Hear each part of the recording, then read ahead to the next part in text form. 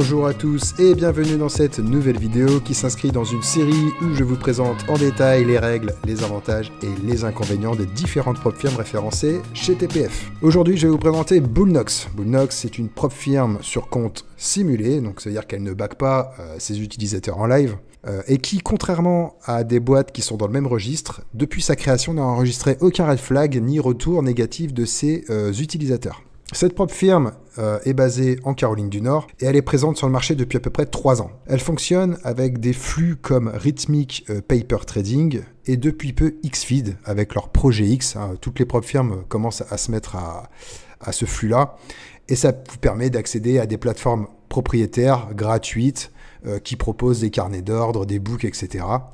Vous avez des plateformes comme Vol6, TradingView, enfin bref, voilà, vous voyez de quoi je parle. Mais vous avez aussi la possibilité de choisir le Rhythmic Paper Trading lors de votre souscription et ça vous permet d'accéder à des plateformes comme NinjaTrader. Donc là, la licence vous est offerte, ainsi que des plateformes, enfin c'est compatible avec des plateformes comme Sierrachart, QuantTower, etc., etc. Vous en avez plusieurs sur l'écran, mais là par contre il faut posséder la licence. Plusieurs dispositifs ont été mis en place pour éviter des paiements trop importants en une seule fois pour un trader et de limiter le trading opportuniste. C'est ce qui permet d'harmoniser, on va dire, les paiements en fonction des entrées d'argent de la propre firme. Donc pour commencer, sachez que Bullnox propose 2 offres pour ses comptes d'évaluation. Vous avez l'option 1 et l'option 2. Je vais vous expliquer la différence entre les deux. La différence réside au niveau du drawdown et du scaling plan. Pour l'option 1, celle-ci est en mode trailing drawdown, tandis que pour l'option 2, elle est en end of day. Pour en connaître les détails, je vous invite à visionner la vidéo en haut à droite de l'écran. En option 1, vous devez atteindre $3000 de gains sans toucher le trailing drawdown fixé à $2500. Et vous pouvez trader le nombre maximum de lots qui est proposé par la formule que vous avez choisie. L'option 2 est légèrement différente, donc elle est en end of day, donc le drawdown est calculé en fin de journée. Il est aussi de $2500 pour un compte à 50K, mais vous avez un daily stop fixé à $1100. Alors attention, si vous atteignez ce daily stop, vous ne cramez pas votre compte. Vous ne pouvez juste pas le trader de la journée. Vous pourrez reprendre le trading le lendemain. Sur cette option, vous avez un scaling plan. Pour un compte à 50 000, vous commencez avec un maximum de 2 contrats, donc 2 mini, ce qui est déjà énorme.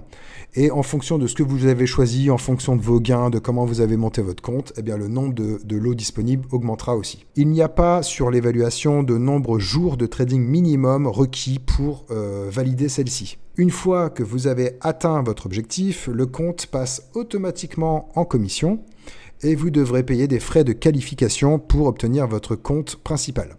Alors attention, chez Bullnox, ces frais peuvent être significatifs sur les gros comptes. Par exemple, vous avez sur un 50K, $148 je crois de paiement à faire pour avoir votre compte principal. Mais sur un 150K, vous en avez pour $498. Donc il faut vraiment vous méfier et ne pas sauter tout de suite sur les gros comptes lorsque vous avez des grosses promotions. Sur le compte principal, donc PA, compte financier, ce que vous voulez, les règles restent globalement les mêmes, à l'exception qu'il y a une exigence de cohérence de 40% pour maintenir vos résultats. Et une fois que vous avez atteint les $2500 de gains sur votre 50K, votre drawdown, que ce soit le drawdown option 1 ou de l'option 2, passe à $50 100 en fixe. Donc, en ce qui concerne les payouts, les paiements, c'est ce qui nous intéresse tous, les paiements pourront être demandés uniquement lorsque votre solde, votre PNL de votre compte sera supérieur à un safety net de $2500. Ça veut dire qu'en gros, vous avez votre stop loss qui est fixé à $50 100, vous avez un safety net à $52 500 et vous pouvez retirer tout ce qui se passe au-dessus de ces $52 500. Mais attention, car vous avez un minimum de retrait requis. Je vais en parler juste après. Pour ce qui est des commissions, donc les 10 000 premiers dollars que vous allez demander ne seront pas commissionnés. Ensuite, vous aurez un 10% qui seront déduits de votre demande. Le trader doit également effectuer un minimum de 10 jours de trading pour pouvoir effectuer son payout. Pour les 3 premiers retraits, le montant minimum est de $1000, le montant maximum est de $1500. Ainsi, pour pouvoir retirer au moins vos $1000, votre compte doit être au moins à $53 600.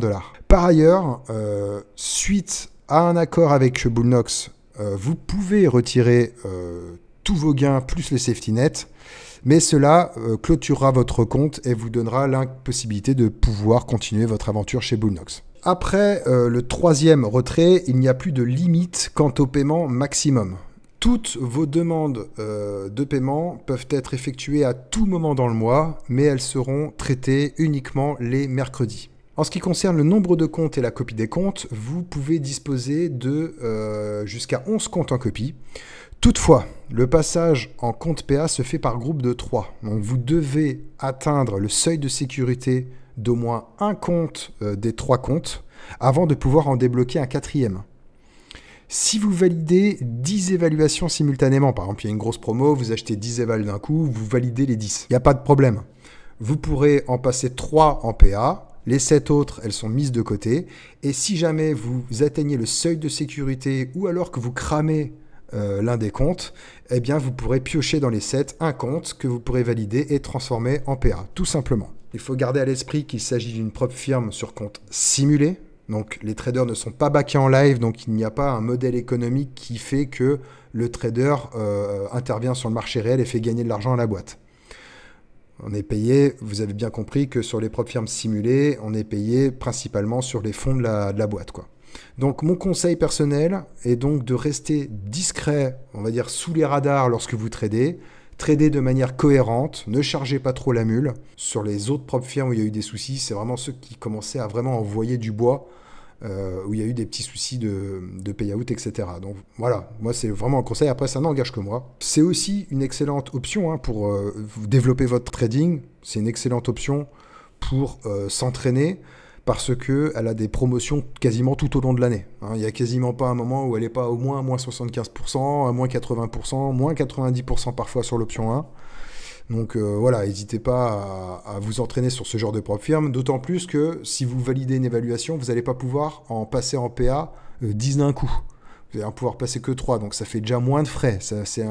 Ça vous donne moins l'envie d'essayer d'aller trop vite. Voilà, c'est à peu près tout ce que j'avais à dire sur cette propre firme. Si vous avez des questions supplémentaires, n'hésitez pas à nous rejoindre sur le Discord TPF. C'est l'une des plus grosses communautés dédiées au marché des futurs et aux propres firmes. C'est complètement gratuit.